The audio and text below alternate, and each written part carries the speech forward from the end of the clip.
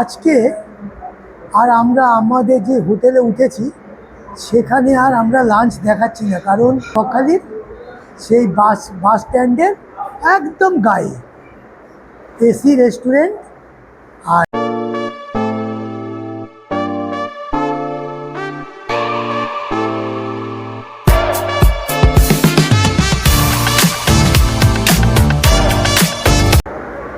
আজকে আর আমরা আমাদের যে হোটেলে উঠেছি সেখানে আর আমরা লাঞ্চ দেখাচ্ছি না, কারণ লাঞ্চ খাওয়ার পর আমার অবস্থা খারাপ হয়ে গেছে। ওদের এমনই রান্নাবাড়ি, তো একটাই ছেলে রান্না করে, এই হলো ব্যাপার ওদের।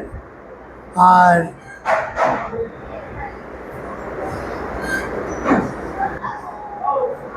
আমরা বকখালিতে গতবার থেকে খুঁজছিলাম যে কোনো চাইনিজ রেস্টুরেন্ট আছে কিনা, তো পাইনি। না পেয়ে খুঁজতে খুঁজতে একজন বলল যে এরকম বনশ্রী বলে একটা এসি রেস্টুরেন্ট আছে। রেস্টুরেন্ট কিন্তু এটা কিন্তু কোনো হোটেল না।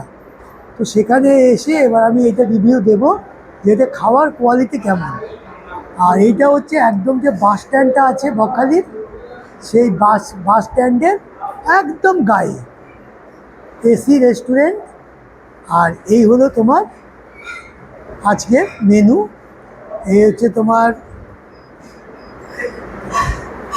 ফ্রাইড রাইস, মানে ভেজ ফ্রাইড রাইস, আর হচ্ছে চিলি পনির, আর এটা হলো তোমার মানে পনির বাটার মশলা। এই হলো। আর একটা থামস আপ নিয়েছি, কারণ আমরা জল দিয়ে আজকে খাবো না, থামস আপ দিয়ে খাবো।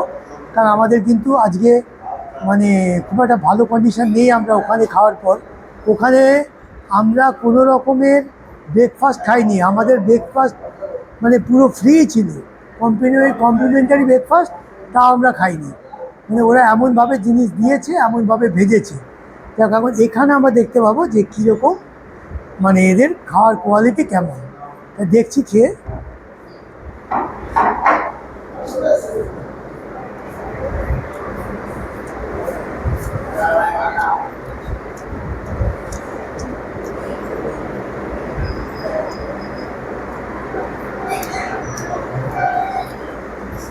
এটা কি বলো তো, ঠিক চাইনিজ না, চাইনিজ আর ইন্ডিয়ান মিলে এটা হয়েছে। আর এর সাথে আছে এই যে পনির, চিলি পনির।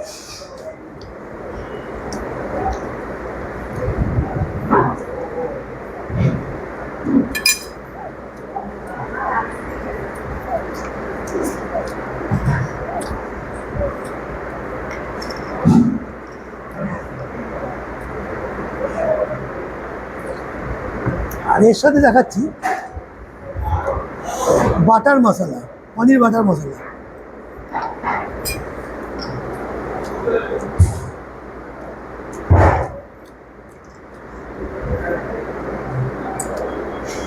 আমি বুঝতে পারলাম না ভাই এটা কি জিনিসটা।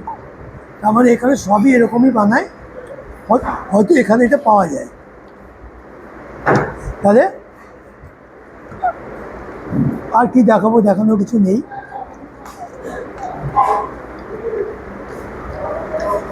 যা বুঝলাম সব জায়গায় একই রকম ব্যাপার, তবে ওখান থেকে এখানে কোয়ালিটি ভালো। শেষ করছি আজকের ভিডিও, লাঞ্চের ভিডিও।